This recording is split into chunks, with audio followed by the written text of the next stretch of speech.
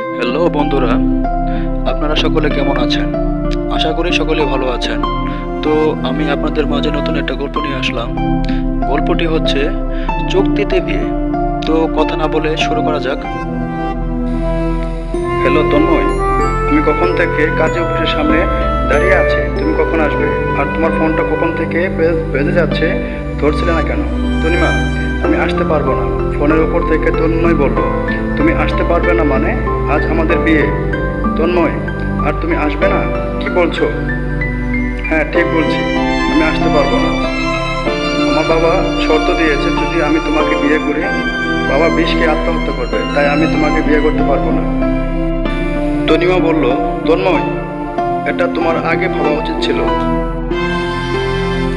আজকে আমাদের বিয়ে, আমি অলরেডি কাজে অফিসের সামনে দাঁড়িয়ে আছি, আর তুমি বলছো আসতে পারবে না? প্লিজ তনিমা, বোঝার চেষ্টা করো, আমি আসতে পারবো না। আই এম ভেরি সরি বলে তন্ময় ফোনটা কেটে দেয়। আর তনিমা ফোনটা কানে নিয়ে বোকার মতো দাঁড়িয়ে থাকে। কিছুক্ষণ দাঁড়িয়ে থাকার পর সে একটা বেঞ্চে বসে মুখে হাত দিয়ে কাঁদতে লাগলো। এদিকে অভিজিৎ যাকে বিয়ে করবে বলে এসেছিল, সেও বিয়ে করতে আসতে পারবে না জানিয়ে দিয়েছে। অভিজিতের দাদুর ভীষণ শরীর খারাপ, আর ওনার শেষ ইচ্ছা নাতির ঘরে বউ দেখে যাবে। তাই দাদুর ইচ্ছার মান রাখতে একটা মেয়ে খুঁজতে বিয়ে করার জন্য অভিজিৎ যাকে বিয়ে করতে এসেছিল, সেও বিয়ে করতে আসতে পারবে না জানিয়ে দিয়েছে। অভিজিতের দাদুর ভীষণ শরীর খারাপ, আর ওনার শেষ ইচ্ছা নাতির ঘরে বউ দেখে যাবে। তাই দাদুর ইচ্ছার মান রাখতে একটা মেয়ে খুঁজতে বিয়ে করার জন্য অভিজিৎ বড়লোক বাড়ির ছেলে, তার সঙ্গে অনেক বডিগার্ড ছিল। তাদের মধ্যে একজন অভিজিৎ বলল, যত তাড়াতাড়ি সম্ভব আমার জন্য একটা পাত্রী জোগাড় করে আনো। সে যেমনই হোক, তাকে আমি বিয়ে করব। মালিকের কথা অনুযায়ী সেই লোকটা একটা মেয়ে খোঁজার জন্য রেজিস্ট্রি বা কাজী অফিসের বাইরে এলো, আর দেখলো একটা মেয়ে বেঞ্চের উপর বসে মুখে হাত দিয়ে কাঁদছে। লোকটা তার কাছে গিয়ে বলল, আপনি কাঁদছেন কেন? তনিমা মুখ তুলে বলল, আজকে আমার বিয়ে হওয়ার কথা ছিল, কিন্তু পাত্র আসেনি। আমার বয়ফ্রেন্ড আমাকে বিয়ে করতে চায় না। লোকটা বলল, আমার স্যার আপনার সাথে কিছু কথা বলতে চাই। তনিমা একটু অবাক হয়ে বলল, আপনার বস কি আমাকে চিনেন? লোকটা উত্তর বললেন, না। তনিমা বেঞ্চ থেকে উঠে কাজে অফিসের ভিতরে ঢুকলো। ঢুকে দেখলো একটা ছেলে, 27 থেকে 28 বছর বয়সে হবে, লম্বা, হাইট, গায়ের রং ফর্সা। লোকটা হাত দেখিয়ে বলল, এটা আমাদের স্যার। তারপর তনিমা অভিজিতের সামনে যায় আর বলে, কি কথা বলুন। অভিজিৎ বলল, আমি আপনাকে সোজাভাবে বলি, আমার যার সাথে বিয়ে হওয়ার কথা ছিল, মানে চুক্তি বিয়ে, সে আসেনি বিয়ে করতে। তাই আমি একটা পাত্রী খুঁজছিলাম বিয়ে করার জন্য। তনিমা অবাক হয়ে বলল, চুক্তির বিয়ে? অভিজিৎ বলল, হ্যাঁ চুক্তির বিয়ে। আপনি আমার সাথে চুক্তির বিয়ে করবেন? আমার দাদু খুব অসুস্থ, আর ওনার শেষ ইচ্ছে আমার বউ দেখে যাবে। আসলে দাদুর চাপে পড়ে বিয়ে করা, না হলে কখনো বিয়ে করতাম না। আমি কি বলতে চাইছি, আপনি কি রাজি এই প্রস্তাবে? তন্ময় একটু ভেবে দেখলো, যদি আমি এনার সাথে চুক্তি বিয়ে করি, তাহলে তন্ময় আমাকে বিবাহিত দেখে কষ্ট হবে, আর ও আমার কাছে ফিরে আসবে। এই ভেবে তনিমা চুক্তি বিয়ে রাজি হয়ে যায়। অভিজিৎ তনিমার মুখটা পর্যন্ত দেখে নাই। তারপরে কিছুক্ষণের মধ্যে ওদের বিয়ে হয়ে যায়। তাতে লেখা ছিল 3 মাসের চুক্তির বিয়ে। ওদের দুজনে বিয়ে হয়ে যাওয়ার পরে অভিজিৎ আর তনিমা অভিজিতের গাড়িতে উঠে অভিজিতের বাড়িতে যাওয়ার জন্য রওনা হয়। গাড়ির মধ্যে যেতে যেতে অভিজিৎ একবার তনিমার দিকে তাকালো। তনিমার মুখটা খুব সুন্দর, টানা টানা চোখ, গায়ের রং ফর্সা, লাল শাড়ি পরে আছে, লাল লিপস্টিক পরে আছে, তার হাতে শাখা আর চুলের খোপায় করা ফুল, সব মিলিয়ে খুব সুন্দর লাগছিল তনিমাকে। অভিজিৎ ওর দিকে তাকিয়েছিল এককভাবে। তারপর কিছুক্ষণ পরে ড্রাইভার গাড়ি ব্রেক মারতে অভিজিৎ সামনের দিকে তাকালো, আর দেখলো ওর বাড়িতে চলে আসছে। অভিজিৎ আর তনিমা গাড়ি থেকে নামলো, আর অভিজিতের বাড়ির মেন গেটের সামনে তনিমা দাঁড়িয়ে পড়লো। অভিজিৎ বলল, আপনি এখানে দাঁড়ান, আমি বাড়ির লোকজনকে ডাকছি। তারপর অভিজিৎ ওর বাড়ির লোকজনকে ডাকলো। ডাকার সঙ্গে সঙ্গে অভিজিতের বোন, মা, বাবা বেরিয়ে এলো। অভিজিতের বাড়ির লোক জানতো যে আজকে অভিজিৎ বিয়ে করে বউ আনবে, তাই অভিজিতের মা আগে থেকেই বরণ ডালা সাজিয়ে রেখেছিল। তনিমাকে দেখে সবার খুব পছন্দ হলো। আর সবাই অভিকে বাহাবা দিতে লাগলো, অভির চয়েস ভালো ইত্যাদি। তনিমাকে বরণ করে ঘরে ঢুকতে বললো। তনিমা ঘরে ঢুকলো। তারপর অভিজাতের মা তনিমাকে অভিজাতের ঘরে নিয়ে গেল।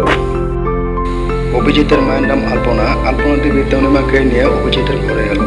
অভিজিতের ঘরে ঢুকে তনিমাকে বলল, আজ থেকে এটা তোমার ঘর। আমার ছেলে বিয়ে করেছে, আমি ভাবতেও পারছি না। ও তো বলেছিল কোনোদিন বিয়েই করবে না। একটা ঘটনার পর থেকে তনিমা কৌতূহলের সঙ্গে জিজ্ঞাসা করলো, কি ঘটনা? আলপনা দিদি বলল, অভিজিৎ একটা মেয়েকে ভালোবাসতো, আর সে অভিজিতের ভালোবাসা ব্যবহার করেছে দিনের পর দিন। আমরা ভেবেছিলাম ভালো মেয়ে, তাই অভি আমাদের সাথে একবার দেখা করাতে এনেছিল। মেয়েটার নাম ছিল রিয়া। রিয়াকে দেখে আমাদের বাড়ির সবাই পছন্দ হয়। দেখতে শুনতে ভালোই ছিল, কিন্তু আলপনা দেবী কিন্তু বলে চুপ করে গেল। তনিমা বলল, কিন্তু কি আন্টি? আলপনা দেবী বলতে শুরু করলো, অভিজিৎ আর রিয়ার বিয়ে সবাই মিলে ঠিক করি।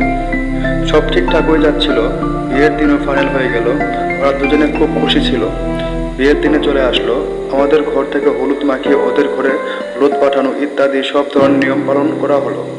আমার ছেলে মানে অভিজিৎ রিয়াকে বাড়ির বউ করে আনবে বলে সন্ধ্যাবেলায় গেল বিয়ে করতে। আমি যাইনি, আমার ছেলের বিয়েতে থাকতে নেই বলে। তাই অভিজিতের বাবা গিয়েছিল, আমাদের কিছু রিলেটিভরাও গিয়েছিল অভিজিতের সাথে। যখন বিয়ের পিড়িতে পাত্রীকে আনতে বলল পুরোহিত, তখন শোনা গেল পাত্রী অন্য কার সাথে পালিয়ে গিয়েছে। তখন আমার ছেলের হাল কেমন হবে বলো তো? যাকে সে এতদিন ধরে ভালোবাসে, যাকে বিয়ে করতে এসেছে, বিয়ের পরে যার সাথে সন্ধে পর্যন্ত ভিডিও কলে কথা পর্যন্ত বলল, সে অন্য কারোর সাথে পালিয়ে গেল। অভিজিতের কতটা অপমান হলো। তাই তারপর থেকে ও ঠিক করে ও কাউকে বিয়ে করবে না, কাউকে ভালোবাসবে না। তনিমার কথাগুলো শুনে একটু খারাপ লাগলো। অভিজিৎ এর উপর মায়া হলো। আলপনা দেবী তনিমাকে বলল, তুমি চলে এসেছো, আমার আর কোনো চিন্তা নেই। তুমি সামলাবে আমার ছেলেকে। আগের কষ্টগুলো ভোলাতে তুমি পারবে। আচ্ছা, অনেকক্ষণ ধরে তুমি এই বিয়ের পোশাকে দাঁড়িয়ে আছো। আমি একটা শাড়ি আনছি, তুমি ওটা পরে নাও। এটা বলে আলপনা দেবী নিজের ঘর থেকে শাড়ি আনতে গেল। তারপর তনিমা ঘরটাকে ঘুরে ঘুরে দেখতে লাগলো। ঘরটা খুব বড় আর খুব সুন্দর করে সাজানো গোছানো ছিল। ঘরের চারিদিকে অভিজিতের ফটো লাগালো। তনিমা ঘর দেখতে দেখতে আলপনা দেবী চলে আসলো আর এসে একটা হাতে শাড়ি দিল আর বলল, এটা পরে নিতে। তারপরে আলপনা দেবী ওখান থেকে চলে যায়। তনিমা কিছুক্ষণের মধ্যে ফ্রেশ হয়ে রেডি হয়ে নিজের ঘরে বসে বসে ফোন কাটতে লাগলো। তারপর ঘরে ঢুকে অভিজিৎ তনিমার দিকে তাকিয়ে এসে আর বলে, কোনো অসুবিধা হচ্ছে না তো এই বাড়িতে? তনিমা বলল, একটা অচেনা জায়গায় যেমন লাগা দরকার তেমনই লাগছে। আমি তো আপনাকে ঠিক করে চিনি না। অভিজিৎ বলল, ঠিক আছে, আমি আমার পুরো পরিচয়টা তোমার কাছে বলি। আমার নাম অভিজিৎ গাঙ্গুলি। আমার বড় গাঙ্গুলি জুয়েলার্স আছে। এটা আমার ফ্যামিলি। এটা ফ্যামিলির ফটোর দিকে ইশারা করে বলল, এর থেকে আর বেশি কিছু বলতে পারবো না। অভিজিৎ বলল, তোমার সম্বন্ধে কিছু বলো। তনিমা বলল, আমি হয়তো আপনাদের মতন এত বড় লোক নই। আমার মা বাবা ছোটবেলায় মারা গেছে, আর আমাকে মানুষ করেছে আমার দিদিমা। তিনিও আর এই পৃথিবীতে নেই। একজন জীবনসঙ্গী ছিল, তার সাথে আজকে আমার বিয়ে হওয়ার কথা ছিল, সেও এলো না বিয়ে করতে। অভিজিৎ বলল, কারণ জানতে পারি? তনিমা বলল, বাবার ভয়ে আমাকে বিয়ে করতে চায় না, এইটুকুই কারণ। আরও কিছুক্ষণ দুজনে কথা বললো। তারপরে দুজনে একসাথে নিচে নেমে আসে, রাতে খাবার খেলো আর নিজের রুমে চলে গেল। রুমে গিয়ে তনিমা এক জায়গায় দাঁড়িয়ে থাকলো। পিছন অভিজিৎ এসে তনিমাকে বলল, আপনি এখানে দাঁড়িয়ে আছেন কেন? তনিমা বলল, আমি বুঝতে পারছি না কোথায় ঘুমাবো। অভিজিৎ বলল, আপনি বেডে শুয়ে পড়ুন, আমি সোফাতে না হয় শুয়ে পড়ছি। তনিমা বলল, এসবের কোনো দরকার নেই। আমরা দুজনেই বেডে শুয়ে পড়ি, মাঝখানে একটা কুল বালিশ রেখে দিলেই হবে। অভিজিৎ এতে রাজি হয়ে যায়। দুজনে দুপাশে শুয়ে পড়ে আর মাঝখানে একটা কুল বালিশ দিয়ে দেয়। দুজনে খুব ক্লান্ত ছিল, তাই তাড়াতাড়ি ঘুমিয়ে পড়লো। পরের দিন সকালবেলা তনিমা তাড়াতাড়ি ঘুম থেকে উঠে স্নান করে বাথরুমে থেকে বের হলো। এতক্ষণ অভিজিৎ ঘুমাচ্ছিল। হঠাৎ অভিজিতের চোখ পড়লো আর চোখ খুলে দেখলো তনিমা ভিজে চুলগুলা টাওয়াল দিয়ে মুছতে ব্যস্ত। অভিজিৎ দেখে ওর চোখ আটকে যায় আর একভাবে তনিমাকে দেখতে থাকে। হঠাৎ তনিমা চোখ পড়ে অভিজিতের দিকে আর অভিজিৎ নিজের চোখ সরিয়ে নেই তনিমার দিকে। তারপর অভিজিৎ নিজের বিছানা ছেড়ে বাথরুমে চলে যায়। তনিমা চুল শুকিয়ে রেডি হয়ে নিচে ঘরে নেমে আসে। ফার্স্ট তনিমা রান্নাঘরে যায় আর দেখে আলপনা দেবী রান্নাঘরে কাজ করছে। তনিমা গিয়ে আলপনা দেবীর হেল্প করতে লাগলো। এই বাড়িতে সবাই খুব ভালো, খুব মিশুকে। আস্তে আস্তে তনিমা এই বাড়ির সবাইকে খুব ভালো লাগতে লাগলো। 1 মাসের কাছাকাছি কেটে গেল। এখন তনিমা আর অভিজিৎ বন্ধুর মতো থাকে, দুজন দুজনের সাথে বন্ধুত্ব করেছে। তো বন্ধুরা, গল্পটা কেমন লাগলো অবশ্যই লাইক কমেন্ট করে জানাবেন। আর হ্যাঁ, সাবস্ক্রাইব করতে ভুলবেন না প্লিজ।